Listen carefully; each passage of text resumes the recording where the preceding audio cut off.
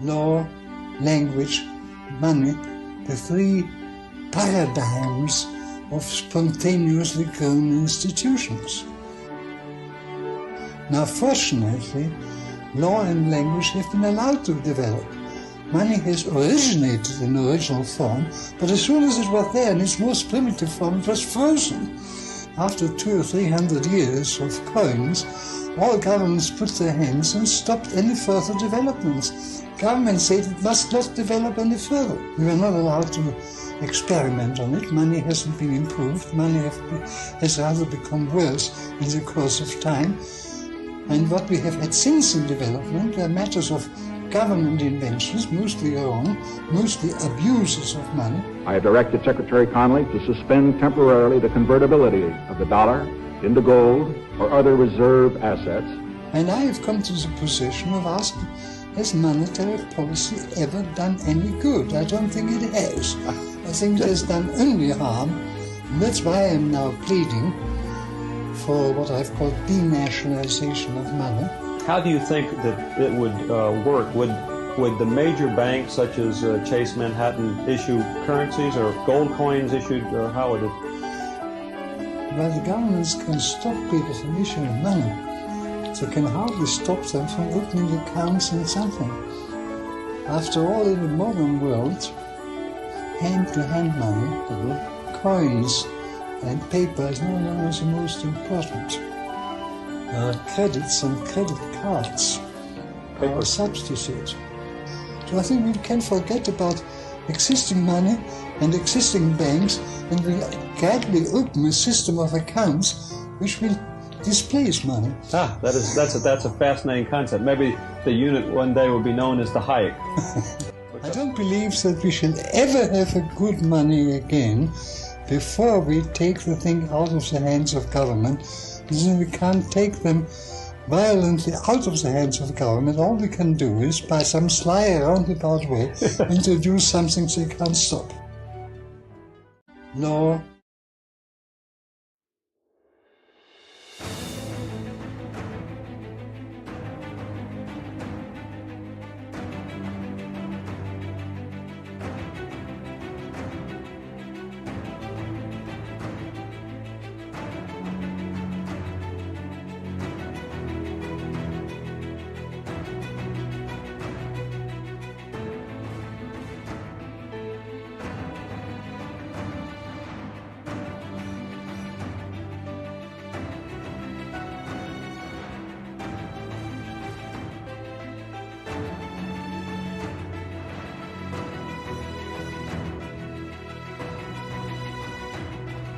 Here we 15 go. seconds, we're in. Bem, boa noite. Estamos aqui mais um episódio da Seita. Hoje vamos fazer isto em inglês. Temos aqui em linha o Albert, que faz um dos protagonistas do projeto Bitcoin Hostel. Tem levantado aí muito burburinho no Twitter e vamos falar com ele um bocadinho. Temos o objeto como sempre. Olá, boa noite, objeto. Hello, good night. Ok, Hey guys. Vamos passar já. I didn't understand shit, but I guess that's the moment to say hi. Okay. Vamos já passar para inglês então. Yeah. Good night, Albert. I know it's late for you. Hi. How are you? I'm good. I'm actually tired, but I understand. I had a long day, but I'm very good and excited to talk about Bitcoin Hostel. The project. Okay. So tell us who you are and what you've been up to. Yeah. What's your past? What's your connection to Bitcoin? What's the color of your underwear and your private key? If you want to. So yeah, that's a lot of questions. No, just a small presentation. Well, yeah, I'm Albert. I'm from Berlin. I'm an architect, and I love to travel, and I love Bitcoin. And those three things I want to combine architecture, travel, and Bitcoin. And actually, those things are obviously three very, very different things. Traveling is something that is probably really enjoyable and something that like you don't have to think about too much. It's just like a kind of way of living.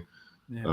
I love to go to all continents, all sorts of cultures. I love to talk to people. I love to interact with different cultures and learn from all sorts of religions also. And I like to eat different sorts of foods. And I mean, it's just I think life on Earth is amazing, and there's so much to see. And I believe that the time is so short that sometimes I feel like I'm missing something. But yeah, there's so many beautiful things to see. I understand you. And then my profession, as you want, is like I studied architecture. I'm building now for government agents. It's a private company, but we are building for a government agency project. Mhm. So I'm kind of seeing how things are working in the government, and I can tell you that it's not very efficient and not very streamlined. Please don't come to Portugal. Yeah, and before I was working for a private company and doing private investments, and that was like super fast. We got shit done in a very short time. It's the thing that I mostly think about the time that I'm not working or traveling is Bitcoin, and I'm like super into it. Every day I'm like reading, watching videos, thinking about it, talking with people about it, until the point that, for example, my girlfriend that's sitting over there is annoyed, like telling me that I have to She's shut annoyed just from walking. But Oh no, he's starting again. That's what she's thinking. Oh no, yeah. here we go. There we go No, again. but actually, kind of like with the hostel, I got her, and she's actually also passionate about it now, because she's also like a big traveler, and she just likes the sunny side of life. She's Italian, so since we're living in Berlin, she's not the biggest fan of bad weather, and she likes to surf. I really understand that. Yeah.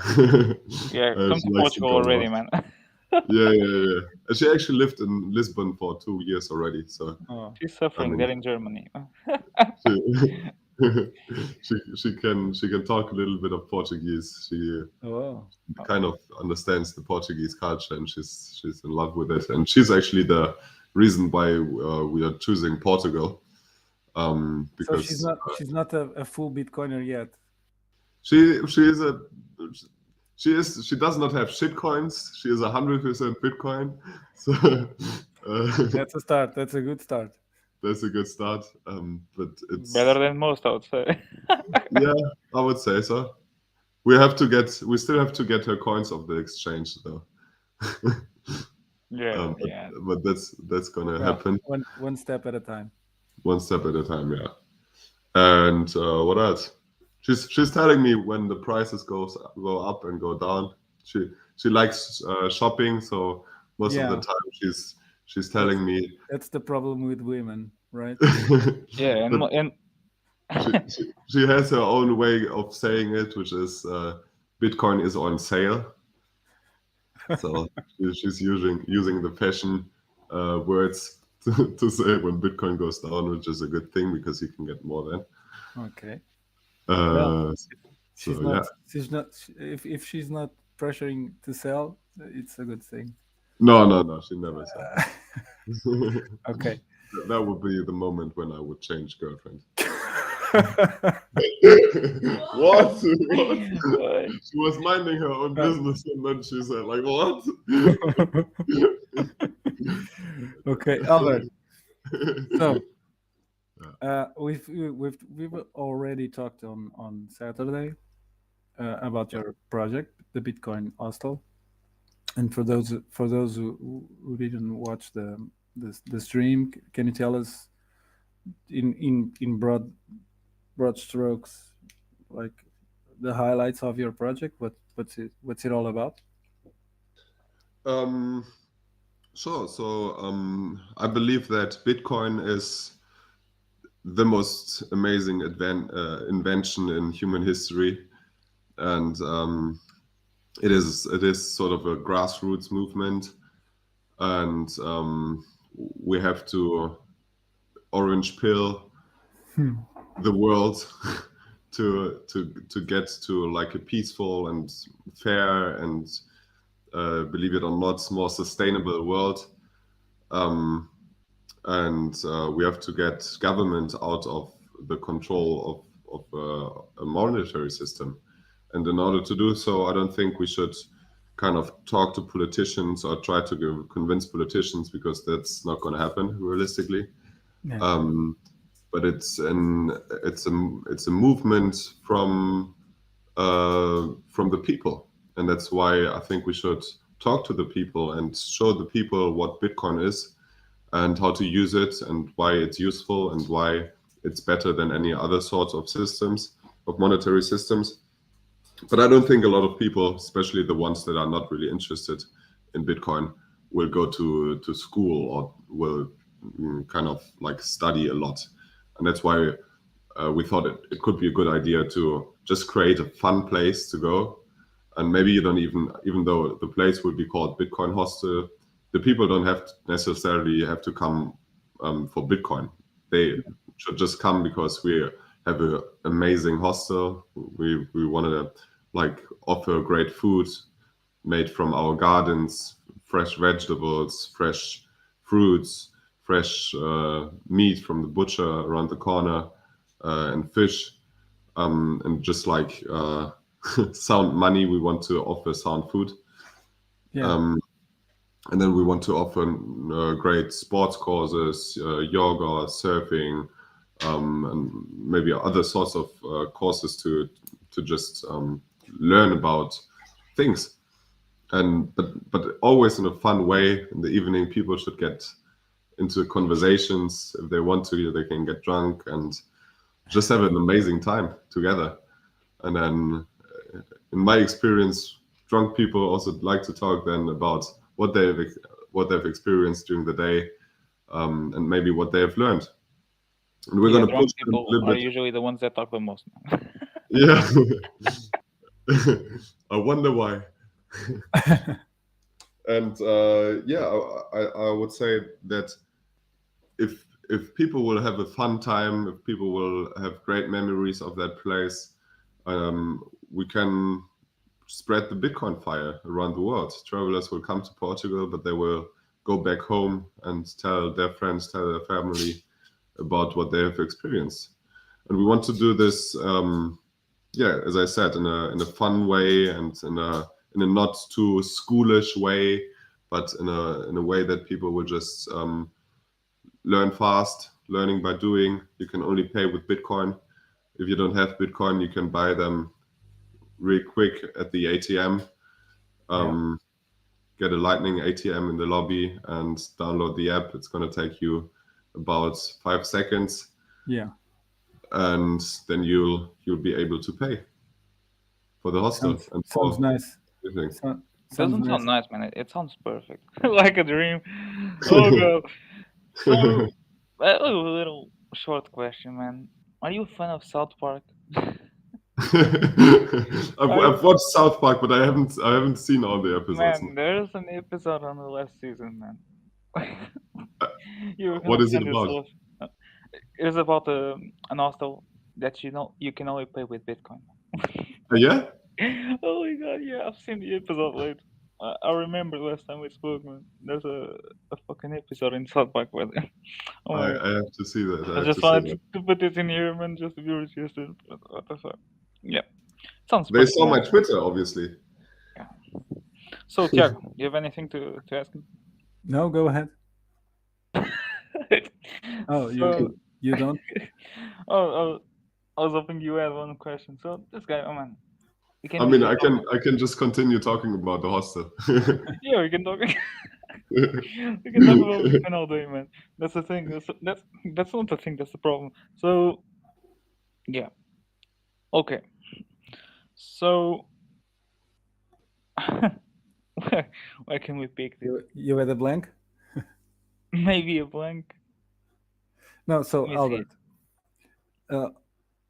it. as we talked on Saturday, so you are primarily looking at A Seita as your goal for the hostel, but it's not yet set in stone, right? It's not set in stone. Actually, you guys told me that Eritrea would be a good place because there's a better surface scene and just in general, like a better community, Bitcoin community, younger people. But actually, originally we thought about more the Algarve, but we are actually not that sure yet. So what our plan is that we bought the camper, which is actually at the moment at the we have to repair a little bit of things. Mm-hmm. And then the plan is to drive with the camper really around Portugal, because now we've done a little bit of research. What would be the best country in Europe to go to? And I guess you have to have already sort of an idea where to go. And I think Portugal in general is a really good place because you don't pay taxes for Bitcoin. You have, in general, there are methods in Portugal to pay in general, also other really, really low taxes if you're smart. Mm-hmm.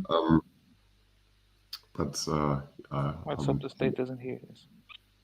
Probably it's not best to go into it too deep, but Yeah, there are legal ways to kind of avoid paying taxes.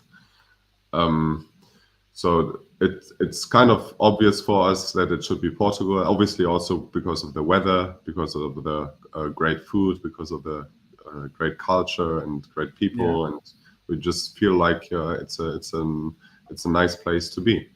So now the question is, where exactly should we go? So Eritrea is one of the possibilities. We are looking probably also towards south, maybe Lagos or Sagres. Yeah, Sagres is windy.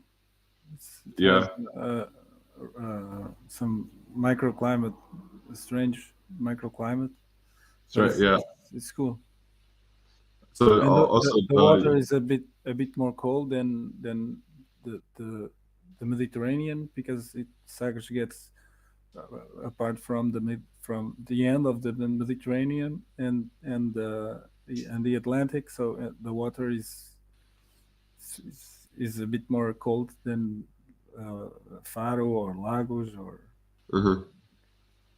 Yeah. So we heard that your friend Joe said somewhere between. He would recommend somewhere between Sagres and Lagos because the weather is good, but the waves are also good. And the more you go towards Spain, the worse the waves get. Yes. I guess he's a big time surfer. He gets what the situation is, and I believe that if you buy some piece of property, it should be something that you will hold for your whole life, and to take many months or even up to a year to find the perfect spot is something that is completely fine. The most important thing is to just find a perfect place. Obviously, there should be the right people coming to this area. There should be a lot of open-minded travelers, and it should be good year-round. So also in winter, probably it should be something where a lot of people would come to, because in the end, it's also a business. Of course. So the south. Let me just try to break it. So, it is your main point, or just the first one on your mind. So south is of course more climate on the weather, it's a bit nicer, Yeah. even in the winter. Yeah. So from the tourist side, and I can be wrong, but I do believe the Algarve is like England's summer Resort. resort. Yeah, yeah. Yeah. So, and personally, and I'm generalizing, of course, I'm not a big fan of Brits, or at least the Brits you get in Algarve. Yeah. So I'm not sure. It's kind of like Ibiza, or what are you trying to say? Yeah, probably. Yeah, I've never been to Ibiza, but I've heard the story. So yeah, it's probably like that. Yeah. So I do But guess further up, you Mhm. you probably get in, because the weather gets shittier as you go up. Yeah. Well, it's not shit, but it's not as nice as Algarve. You tend to have a different kind of tourists, or Uh-huh. of course I'm generalizing again. Yeah. So Ericeira has two advantages. It's also a microclimate, so the weather is not really that great. When it is good, it's good, but most of the time it's a bit shitty. Uh-huh. But you are like 30 minutes by car, if less maybe, from Lisbon Yeah. and from the airport. So this is a big plus. Yeah. So there's really cool and nice beaches with uh, surf surf good surfing waves, and either for surfing or windsurfing, bodyboard, whatever. Uh-huh. And this is a major plus. So the proximity to Lisbon is a big plus, because even in the winter you get tourism from Uh-huh. Lisbon, Uh-huh. and this makes a difference. Yeah, that's a good point. I'm not trying to say there's uh, class A Portuguese and class B Portuguese, but let's face it, it is what it is. You guys want me to come to Richera? No. We're not from there, but Yeah. we're trying to let's say to do the hard job. You can do. Like, you're not But Portuguese, right? So your goal you is nice. I do believe your goal is nice. So you are looking for a coastal place, right? Yeah. So your goal is really nice. So if you can take a camper and drive across the country, even if it's only the coastal side, so Mhm. it's if nothing else, it's a great ride. So you'll just enjoy it. So Mhm. if when you do come by Peniche, give me a call, and we'll get some beers. And Where's Knish? I just have the map open. so Peniche is, just look for Nazaré. Peniche is a bit more, well, well, yeah, look for Nazaré. That's the thing. yeah, because Look it's for Nazaré Peniche. probably easier for him to type it. So Peniche is like Padais. what? Peniche. Yes. Not Peniche. Not penis. Not Peniche. So So it's, yeah. Penichake. Yes. Yeah, Yes. something like that. Ah, okay. Peniche. Cabo da Rocha, né? Não. Cabo da... Peniche. Qual é o cabo aí em Peniche? O Peniche tem um cabo, é a zona mais a oeste de Eu Portugal. quero ver. Cabo de Carvoeiro. Aí, estava a dizer Cabo da Rocha. Aí, que gajo. I do believe it's the Yeah, the farthest eastern, point to... east. Yeah, east. And that's West, that's where west. the both of you live? No, What? I won't tell you that. That's where I live. Jetto lives in a cave in Yeah. in my.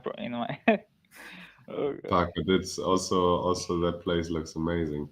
I definitely come visit. If you can visit, if you can buy here, do So man, we'll have a give me a beer yep. or Give me two. a call. We'll have a beer. It So looks really around cool. here we have a few. We have a lot of Germans, Uh-huh. Austrians living, not Uh, just tourists, yeah. but living. And Nazaré also. Yeah, I a really believe. Dutch community also.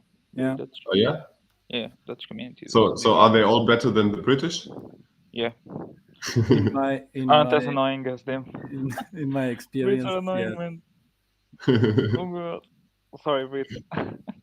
I also hear that you have a lot of Germans and people get annoyed by too many Germans. People getting what? People are also getting annoyed by Germans. No, you're usually very quiet. Yeah. Yeah. English come to here. Like, I don't know, man. I think they're already used to And it. Spanish. Yeah. Spanish women. Yeah, Spanish women are good. Jesus. So, like, but the Brits are, I don't know. In some kind of way, they're already used to Portugal, so they treat it kind of familiar. Like, I actually have a Spanish colleague. She's from Huelva, Yeah. and she says So, like all of her family always go to Portugal. Yeah. She says like she feels Portuguese sometimes. Yeah, but if you probably people from Algarve go to Elva or something like that. So Yeah. it's really close. Portimão, I guess, Vila Real de Santo António. So it's really close to the border. So probably there's some mixing. So I'm gonna put Peniche. I'm gonna save it. I'm gonna Put save it in your map, and when you come by, just Yeah. give me a call. We'll have We'll have a beer. I have a question for you. Since you're the first foreigner who steps into our podcast, so the only scenario we've heard about before here in our podcast and the presences we had were about Portuguese people and their Portuguese stories about Bitcoin and the current situation of Portuguese adoption of Bitcoin. So, since you've been traveling abroad, meeting new people, meeting new places, how do you think it is the Bitcoin adoption around the world? We can talk a little bit about Germany, since you're German. That's probably the place you know the most. So, can you give us a little bit of perception about what's going on in the world? Yeah, so and I would say sorry, let me just get the charger.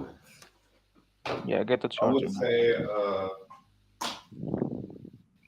unfortunately, or I don't know if it's unfortunately, but the reality of the fact is that I think Bitcoin adoption is really, really bad at the moment. Still, there's too many people in my experience, at least, that are talking about crypto. There are a lot of people talking about investing in like getting money. Yeah, it's like I would say crypto would be something talked about like ETFs or something. Yeah. It's a new sort of ETF or a new sort of like stock or something. So most people, I would say, in Germany, they don't at all get the point. Why do you think of that? Why do you think it is like that? What do you think blocks the people from understanding the true potential of Bitcoin and what it is, what it really is? I think honestly, in Germany, people still are too wealthy. They don't understand that it could maybe some protection against inflation. You passed through it. You passed through it in the past, man. Your people, I don't know, man.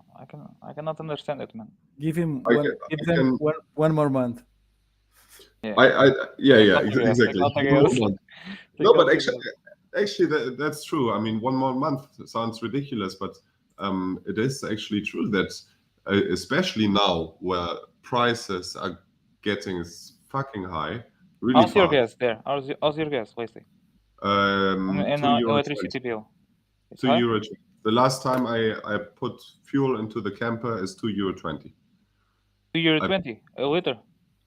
€2.20. It's the same as here, and our minimum wage is like 1/3 of yours.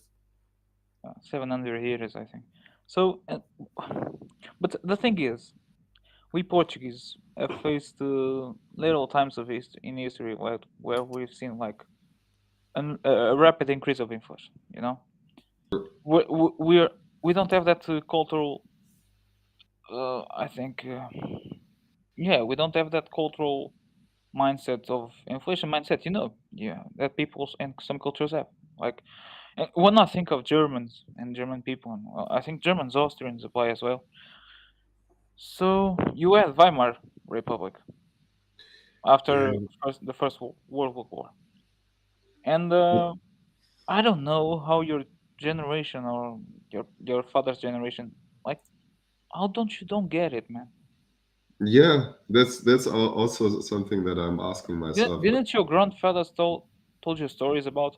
Oh, I Yeah, was in the line to yeah, buy yeah, yeah, bread yeah, and things like that. No yeah, stories yeah. about that. But I mean, this is, I guess people have to experience history themselves. If it's been told by the older generation, that's not, they don't understand it. Like maybe the old generation, maybe they understand that there was inflation, but the hyperinflation in Germany was in the 1920s. That is 100 years ago. Yeah, So the people that have experienced it, they are would mostly be dead. your great grandfather. Yeah, and they're mostly dead, so they didn't experience it. So maybe But the story's our passed, you know. grandparents, they No, heard no. it from their parents. So that's only a story. That story could have been 2,000 years ago. That's, if it's 100 years ago or if it's 2,000 years ago. I guess for people that makes no difference. They Yeah, have but to experience normally it. it takes about 2 or 3, 2. I think it's enough generations for you to make the same mistakes that led to to the bad times. So Yeah, people tend to forget history and erase history, which is worse. Is trying to erase history, yeah. and as soon as you forget what happened in the past, it's prime time for making the same mistakes again. Yeah. But I And I find guess, Thank God we have Bitcoin now. yeah, man. no, but It's people call me crazy when I say it's a solution for so many things. It's a solution for almost like all the not all the problems, but most of the Yeah, but problems. it's like the meme. So Bitcoin fixes this, but it really does. they say meme. They say meme. Oh, Yeah, meme. I'm it's just a like meme. Yeah. I'm a dinosaur and I don't know how to pronounce that shit. But it's like that. So uh, it, uh, Bitcoin fixes everything. It's like a joke, but it's not. So it does fix a lot of what problems we have today. Yeah, I mean, I would say it fixes definitely the control, the centralized control of power. It's definitely making the world a more fair place. It's definitely helping the world to be more sustainable, to consume less, to have like a wider time frame of or bigger time horizons. It brings the world together. It is de-incentivizing war. It is de-incentivizing dishonesty. It is helping a lot of things. And actually, to understand Bitcoin, also you have to study so many different things. You have to Many study subjects. Yes. Yeah. mathematics, physics, philosophy, Computer science. economic systems. Cryptography. Yeah. It Yeah, kind of branches a lot of things. Yeah. That's right. and it's such. I mean, we're talking about only money, but actually, it's not only money. It's a whole Yeah, philosophy. It's a whole I read the their GG article.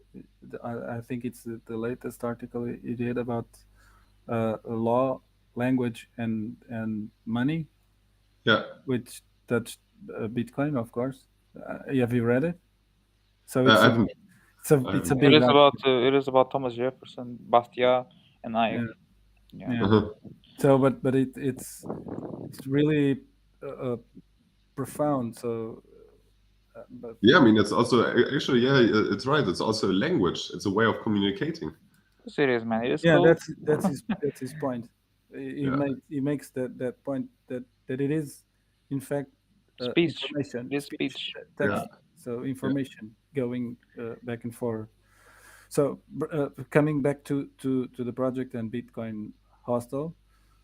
So even if you don't get the chance to orange peel people that go to the hostel, it can even be just like uh, uh, no, I don't want to say safe haven, but a good place for Bitcoiners to meet, you know. Yeah, So definitely. and That's it's also a goal. so cool when you when you when you get to interact in person with Bitcoiners, even people you don't know from nowhere or just met, and you have so much in common. You can stay talking about Bitcoin and this is what we are doing here. So we are talking about philosophy and and what you know. I And mean, it's also something that is just like humans interact. It's like it's a natural social thing creature. that we need. That we have to exchange our ideas and our thoughts, and that's just something that is coming should be normal. And unfortunately, in these days, the most normal things and the most crazy things, they get confused with each other, and this is actually something that also gave us the last push to say, what the fuck, man, we need to see faces, we need to communicate with each Das other ist wie wir in leben. person. Right? Sorry? Das ist wie wir leben. Right? Ja, genau. Das ist richtig. Ja. Okay, I'll let myself out, and you guys keep. I was saying that's the way we live. We're humans, man. Yeah, and sure, of course, also the hostel should become like a hub for people to just meet and have a good time. And actually, it's also not, we don't imagine it to be like a hostel where you have to book a room for sure to stay in there. But if you want to come in, you can come in, join, bring your own beer. We don't mind.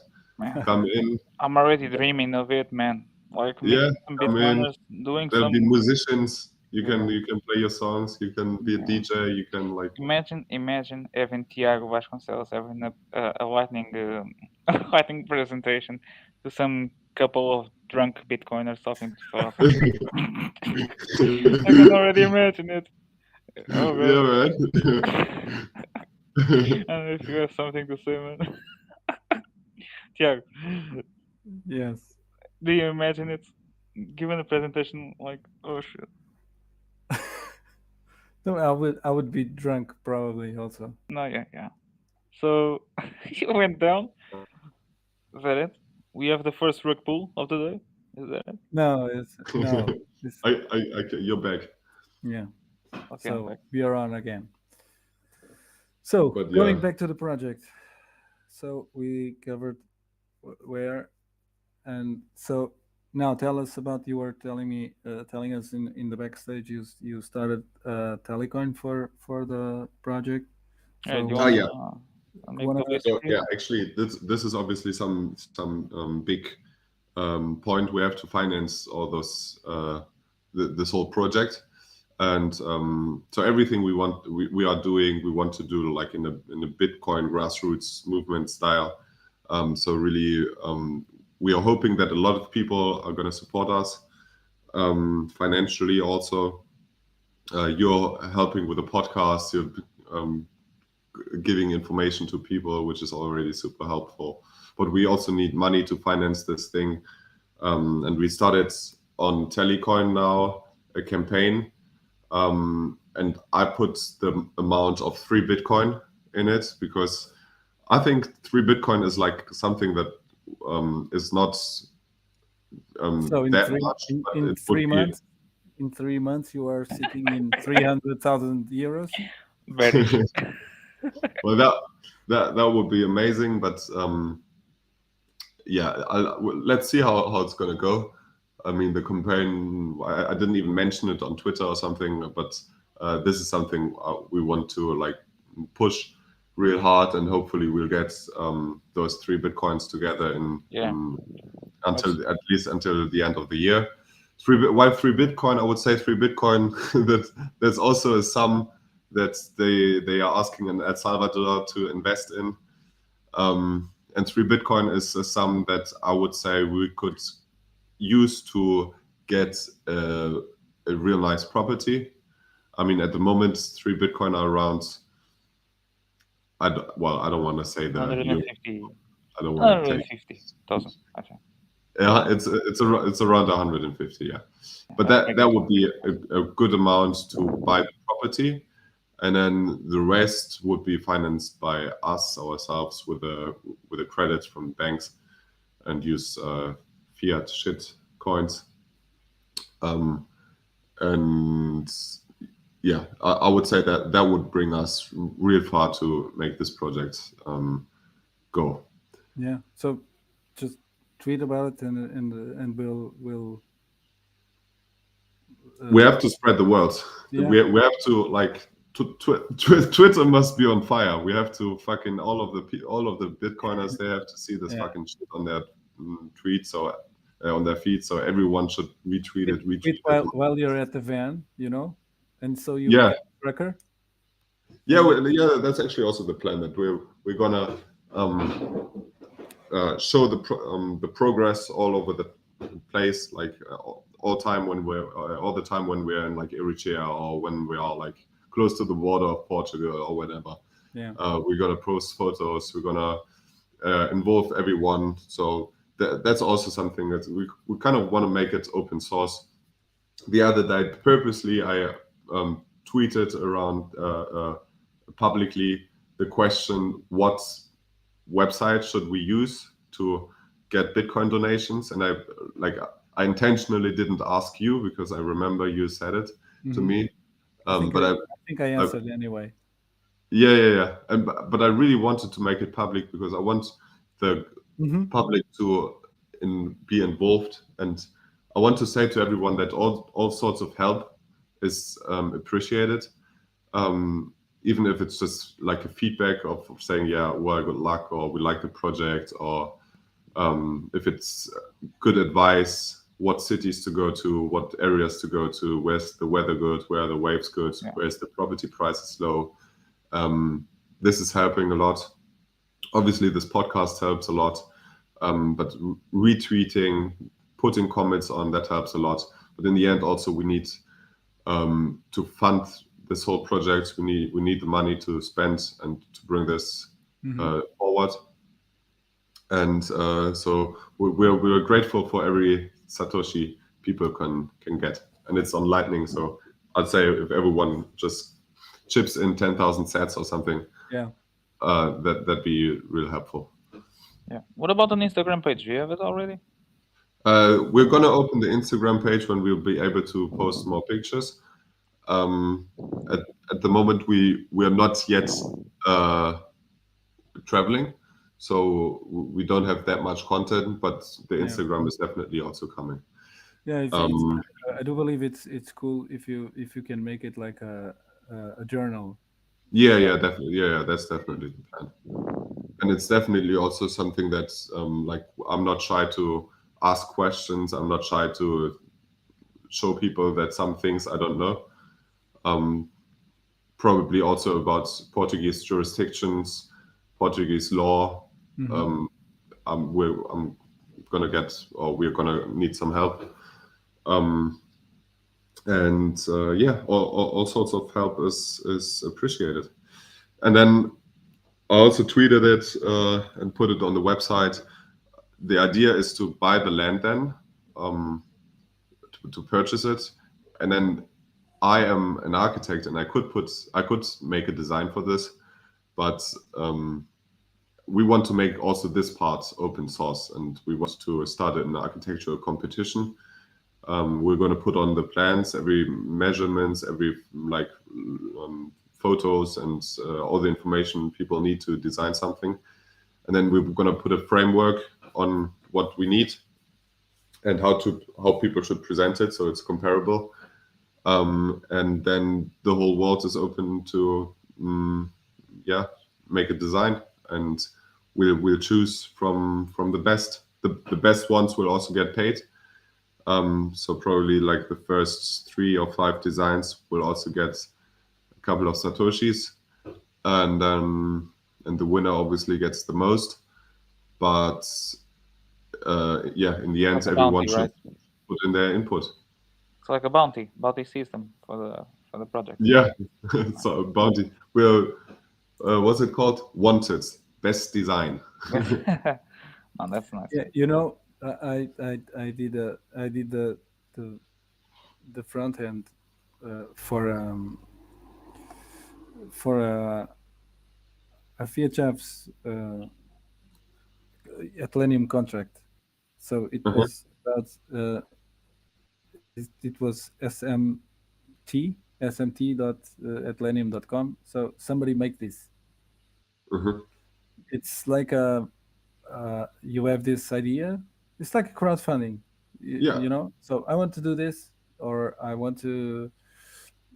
I have this job to do, and you and if I do like the project, your idea, I can come in and chip in. So I stake like 20,000 sats, and Nabjet comes in and likes the idea and gives 10,000 sats to the project. So whoever gets it done and improves it, receives the bounty.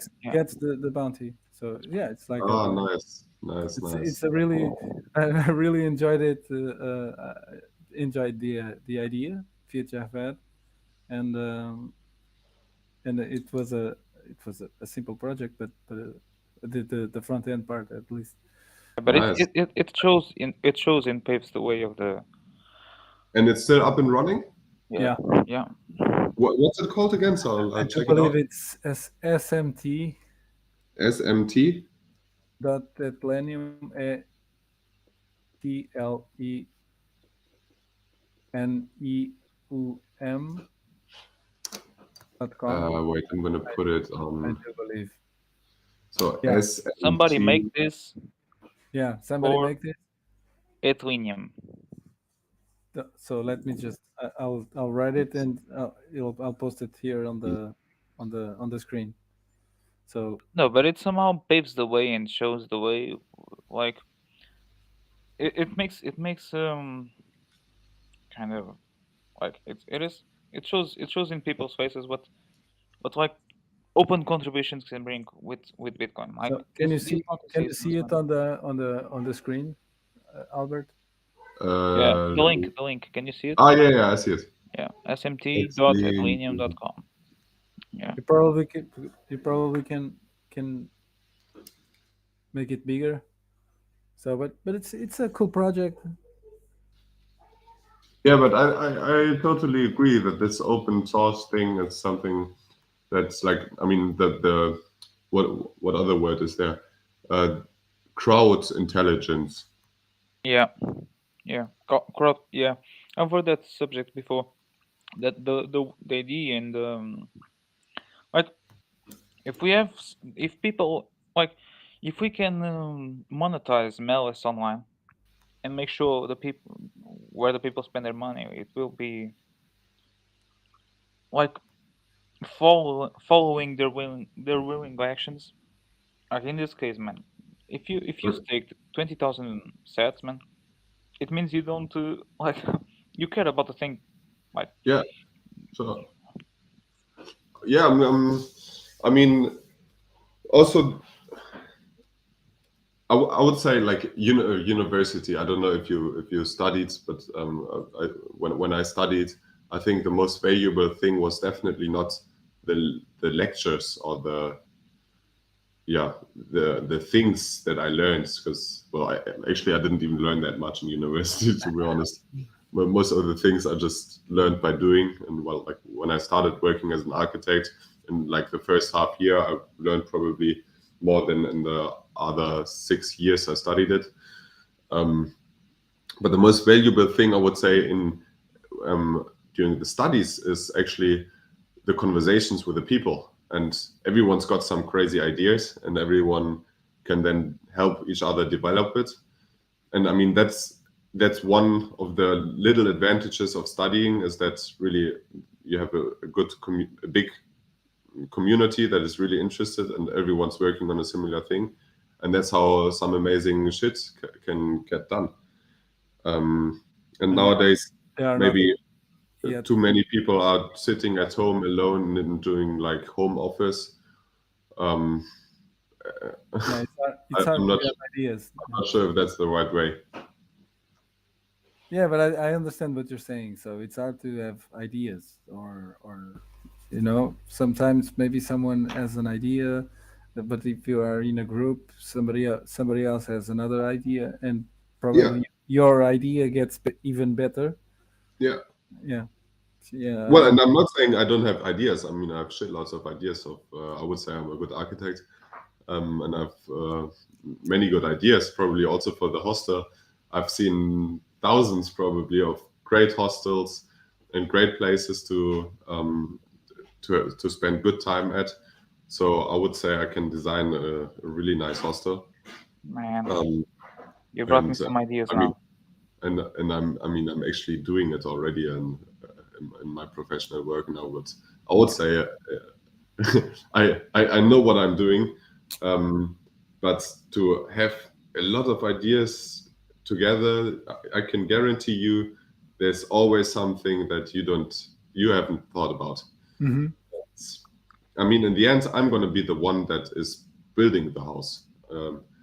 Or maybe it's even different houses. I mean, or maybe it's not even a house. I mean, there can be so many different concepts. But in the end, I'm going to be the one that is constructing it. And from my experience, it's not going to be the number one design that will be built, but it's going to be also sort of like a mix of various things. And by combining them, it could also become something that is even better than all the single designs. Albert, do you have a question? Ciao. No. Albert, I have an intriguing question I have stuck in my mind, and since you're an architect, I think you're the most capable person of answering it. Sure. What the fuck happened to the beauty of the buildings, like in the past century, man? Yeah. That's a good question. What? Man, this is. I think this is not easy to answer. And I just know. It just now entered in my mind that you were an architect, and do you think the money we use is anything related to the things we build? I think this is what you're saying is or what you're asking is an excellent question, and I also thought about it because I believe that architects are kind of in their bubble, and I mean, if you are really good or deep in some topic, you sometimes tend to lose the bigger picture. And for example, architects, I mean, you have to really understand the topic to understand why something is happening. And the thing you are talking about, the beauty, maybe it used to be before something that is inspired by nature and that is like organic and like different sorts of depth and bring it bring it on and I mean Baroque and Renaissance, or like even like most historic buildings like built before the 20th century. The late 18th century, it was like some majesty buildings, man. Getting built, man. Yeah. But even though there are a lot of different architectural styles, but I guess they all have in common that they want to make something beautiful, and they want to make something that is lasting for a long time. And I think the architecture that came after that is really a little bit more political, because then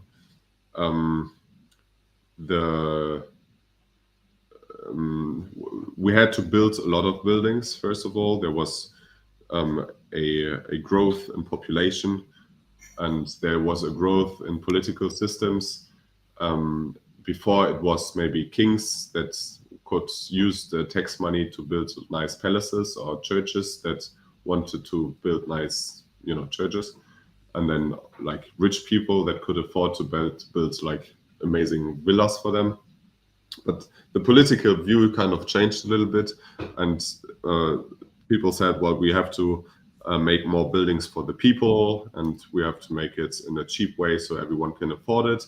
And this is also a beautiful way of thinking, and it definitely gave some advantages to people, because now all of a sudden, the other day, actually, like in the end of last year, I went to some house of a very famous Bauhaus architect, and we went in.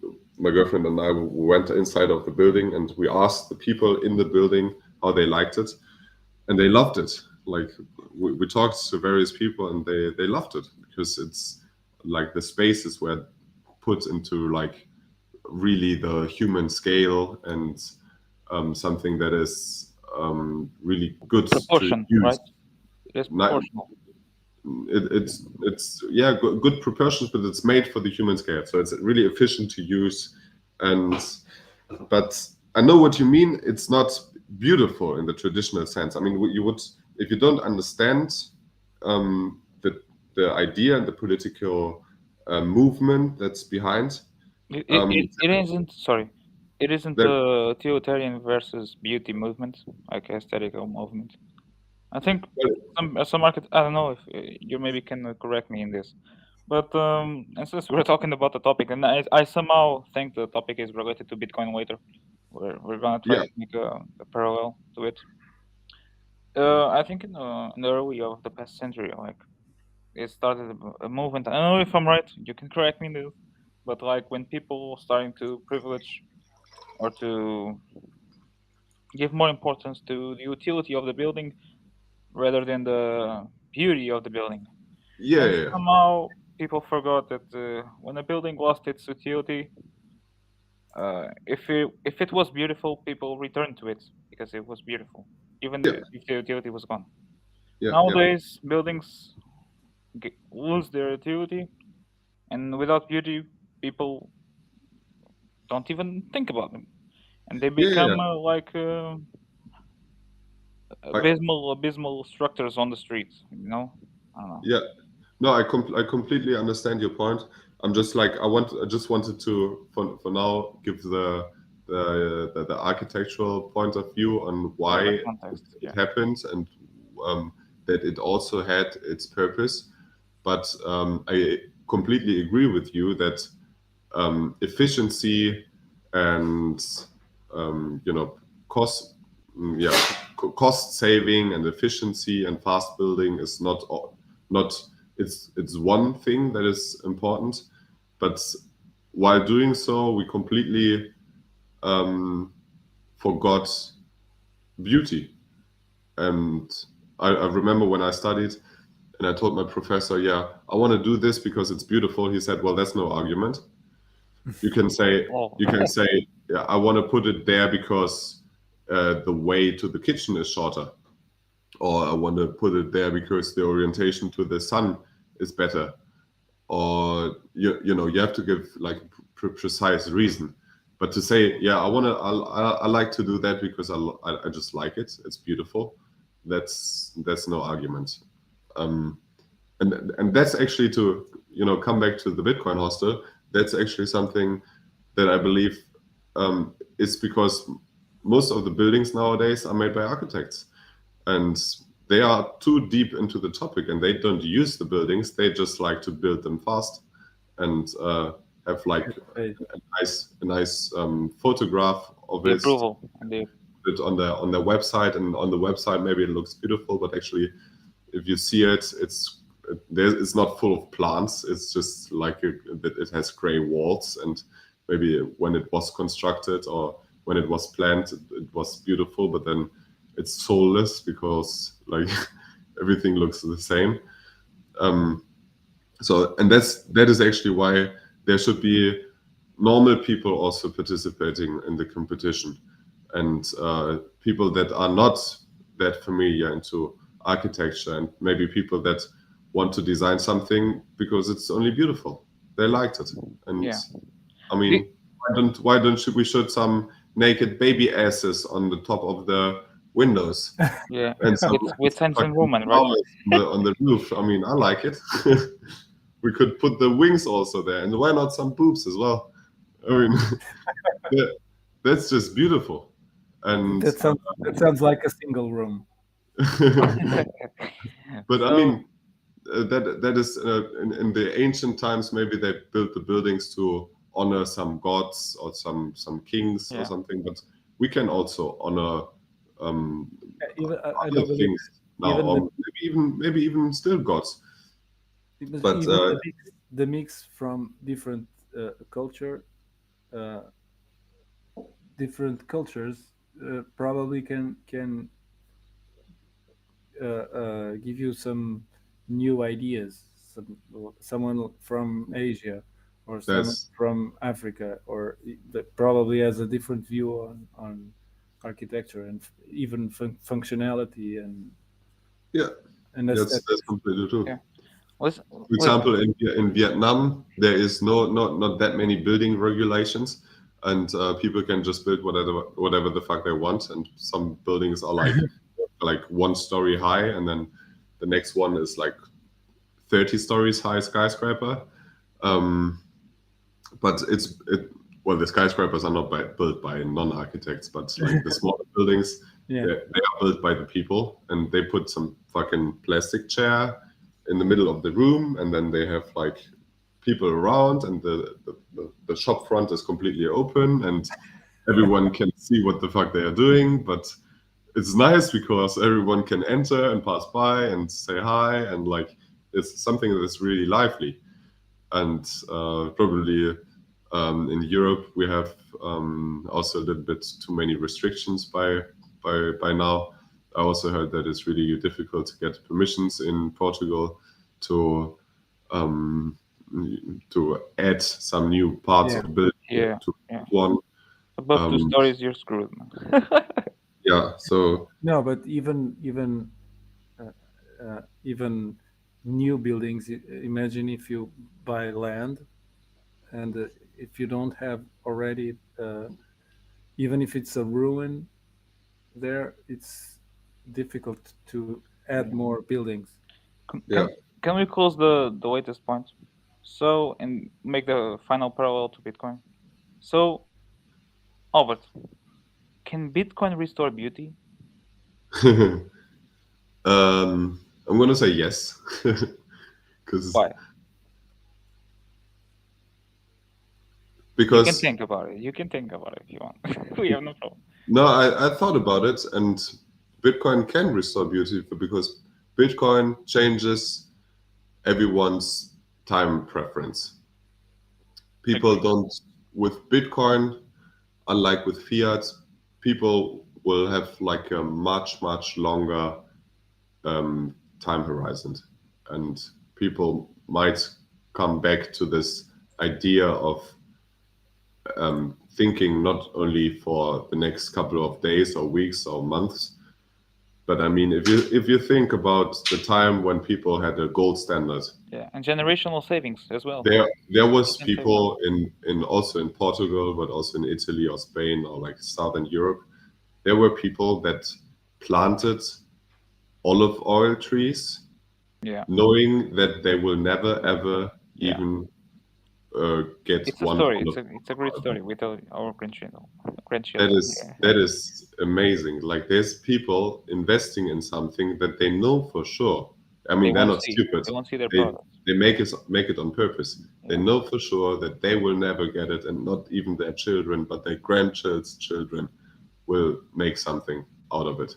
And that is just something that's now, I mean, you see it with crypto and with shitcoins. People want to get rich fast now. And that's something that is not good for culture, not good for beauty, and not good for the environment, and not good for the psyche of people. Yeah. And we should calm down, have a bigger time horizon, and build quality, beautiful looking buildings. Bitcoin is generational wealth. Bitcoin is generational wealth, yeah. With generational wealth will come great generational buildings, some designed by you, I hope. And I think the sooner we get people on the Bitcoin standard, and the sooner we get the savings restored, Yeah. capital accumulation starting, like. And I mean, we can all do our part. We can. You are doing already your part with the podcast. Everyone can just retweet good things and talk to people about Bitcoin and spread the word. And today I read some tweet where someone was saying, if every Bitcoiner would just orange pill one person a year, Bitcoin adoption would double every year.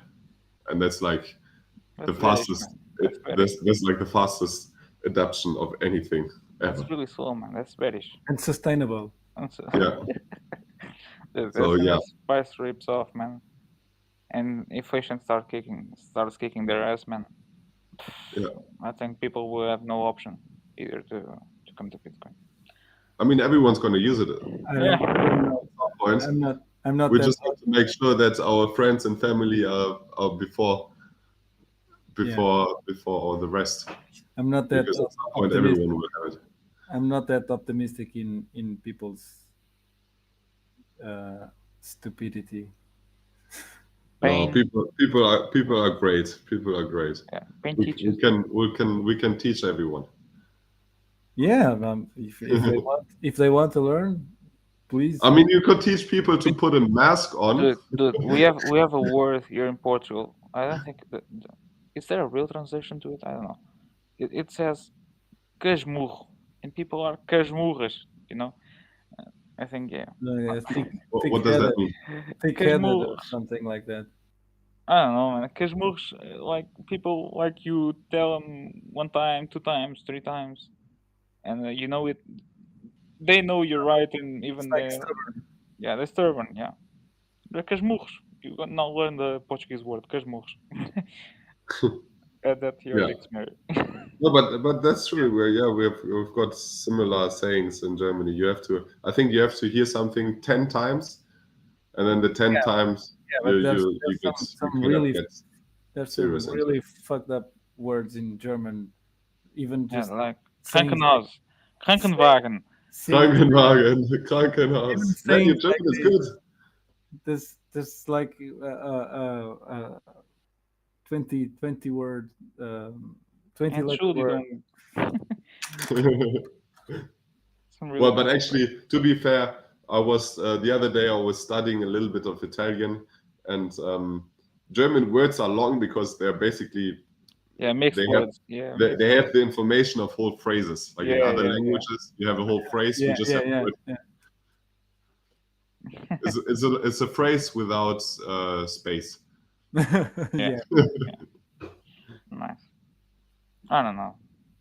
Oh man. All right, but I think we can get it, and we can get it done, and together we can achieve some good things. So I get really hopeful when I talk to people like you, man. We know we're here in the 21st century, man. We have I have a screen in front of me. I'm talking to a German guy about Bitcoin at 11 p.m. Man. Oh, for me, it's almost 12 something. Yeah. The thing is, like, look at what we're seeing today, man. look at what the fuck is going on, man. We have computers in front of us. I'm talking to a guy through the internet on the other side of Yeah. Europe, man. If we can do this, man, like I mean, the potential. How do you say that? The Potential. potential is it's huge. I mean, we have all the things we need. We have everything. Like the internet is also we have such more a than we ever technology. have, man. Like we never had this much like technology and human intuition to get good things built, like fast and good people with good intentions behind it, man. I don't know, man. 50,000 years ago, uh, Yeah. two guys were sitting in a cave and looking at their scraped stones and saying, "Look at this! We never had this technology. So I have this fucking stone, and I can scrape a skin." Yeah. Uh, Well, sometimes I believe maybe the stone people also had.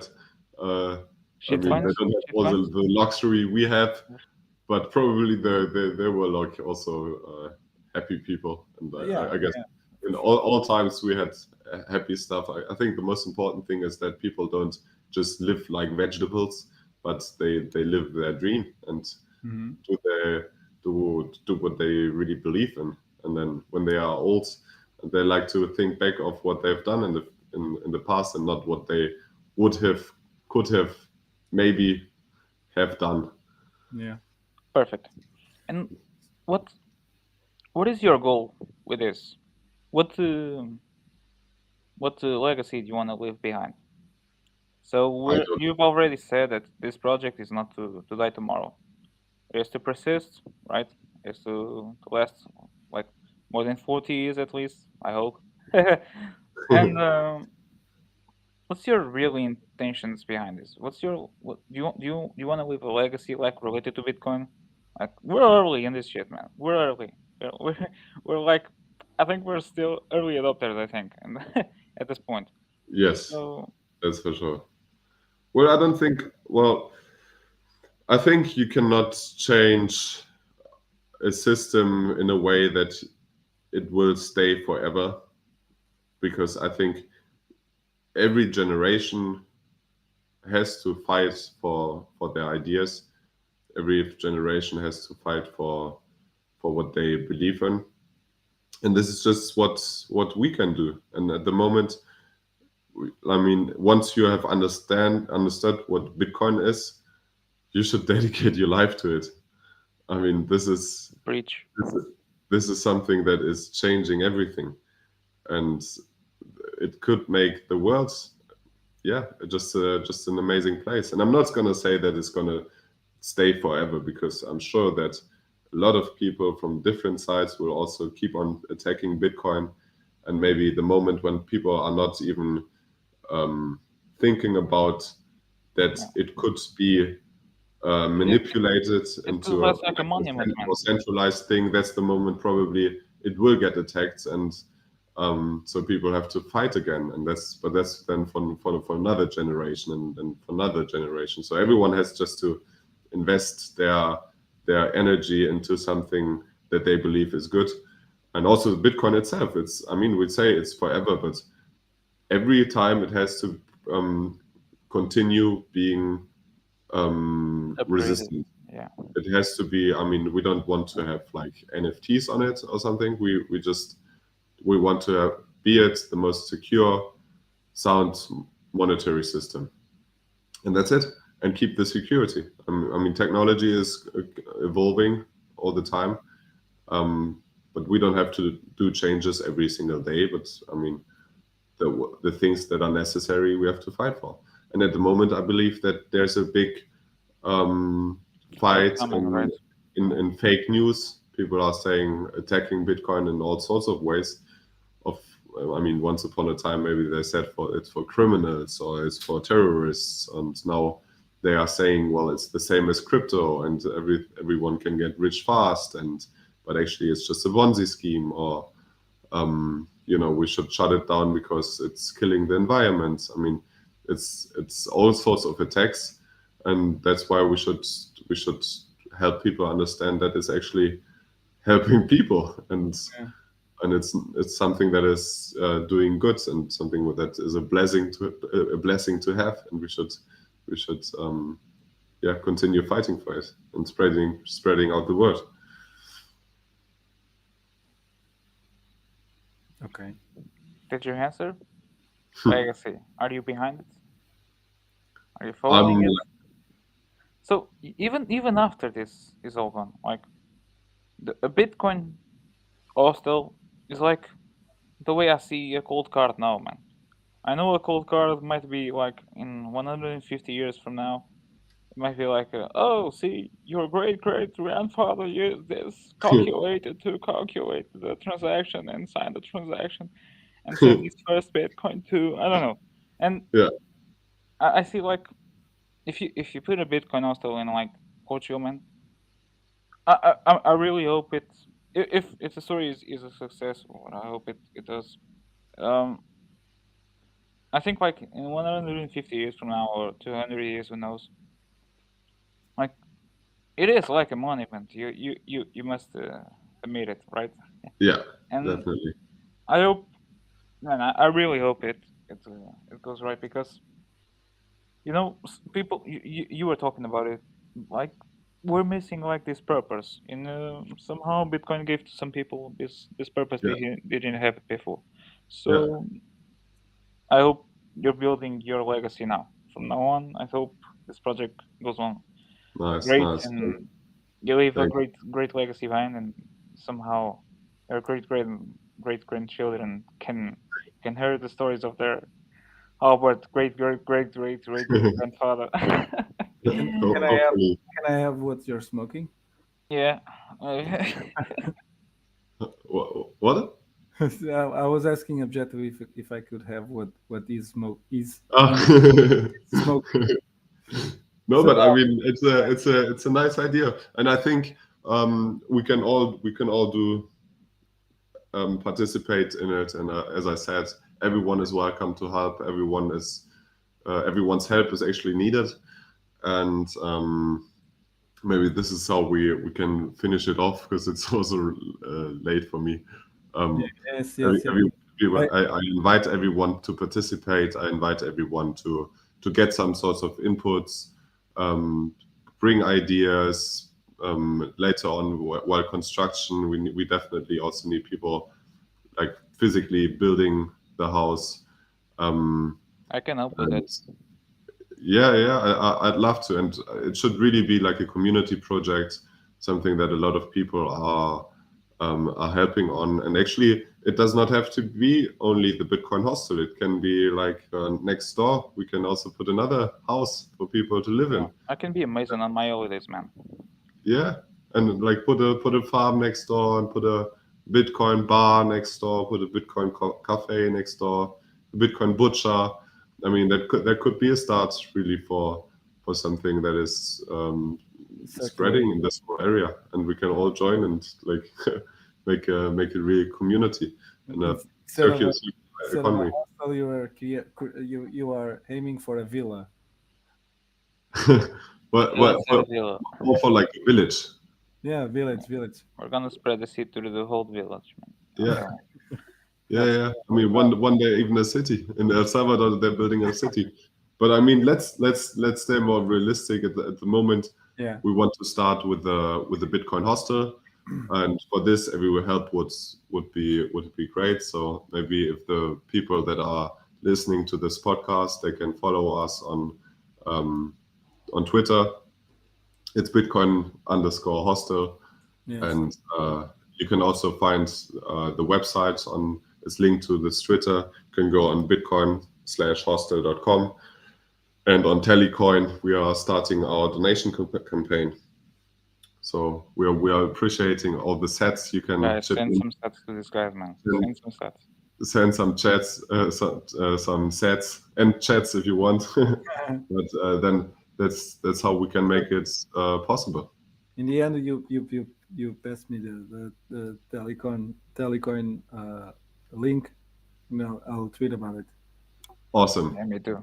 And I'll put it in the description of the video. Awesome. Thanks a lot. That's a big help. Thank you. Okay. It was it. We're running up, right? Wrapping up. Yeah, So right. let me just ask you if you can make it really quick, Albert. So what's your time frame for in a realistic way? So what's your time frame for it? Like, do you have like a business plan already in your mind, or with a goal in the future, Yeah, in sure. with dates? So at the moment, I told you I'm still working out on this project, and it's gonna go probably September, November, December, kind of like end of this year. But we would like to still start in the end of this year to find the property, and then hopefully we'll be lucky. If we're not lucky, it's going to take some months. But we also don't want to have too much pressure on finding a good property, because it really has to be something amazing that Yeah. also people want to be at and stay at for a long time, as a tourist, or even as people that are really living there. And and then building once we've got the property, we have to we have to make the competition, start a design, and then get the building permits, which I'm not sure how long it takes in Portugal. Usually, in Germany, it can take up to like 3 months for a building of this size.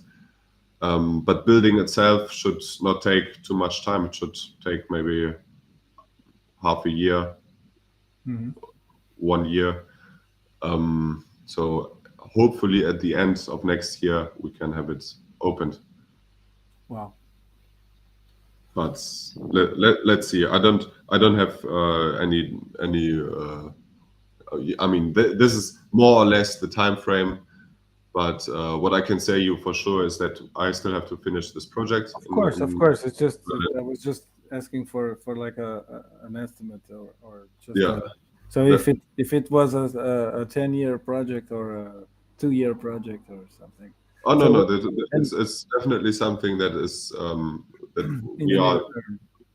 making now. I'm definitely not gonna make any other fiat job again, and that is. I mean, it was good. I don't want to talk trash about it. I learned a lot. I know what what things to calculate, and how to make a good building, and especially how to also talk to government agencies, how to get things approved. And it was of great value, but that time is now over. I'm going to finish it as good as I can, and then in the meantime I want to also get funds ready, get information ready, get all the things ready, so we can really start after I finish this project. So When can we expect you here to to have a couple of years? we might come in The 2 months summer? or so. Uh, We'll have a flight. We come down. We leave the camper here, but we can definitely have a beer in Portugal. We come Okay. visit you. Okay. So Because also I feel like, I mean, now we talked an hour and a half, and I could talk for another yeah, I understand. Yeah, we too. hour and a half at least. Yeah, we too. Give us a So little drinks Yeah. and beers, and we talk. Yeah. I'm an old guy and I need my beauty sleep.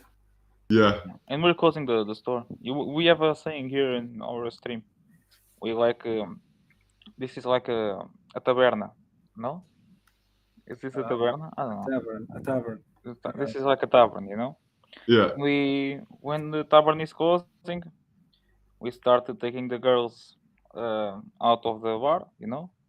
We uh-huh. start turning down the sound of the music, like rock and roll, real hard rock and roll. And we start picking up the chairs, collecting up the chairs, and closing the store, the tavern in this case. It's Nice. up to Tiago to close the rest. I've already turned off the lights. It's a great pleasure talking to Albert. It was, I'm telling you. Yes, I hope Albert. you guys. Yeah, it was a pleasure talking to you again. Thanks again for the invite. I hope guys send some sats to these guys, man. Send some Yes. sats, and we'll probably see you soon. Awesome. Yeah, I'm looking forward to it. Perfect. Tiago. Have a good night. Us too, Albert. So I'm just gonna say goodbye to people. Yeah, Malta, have a good night. Obrigado por terem assistido. Hoje foi em inglês. Não se esqueçam de deixar uns satoshis para o Albert. E boa noite.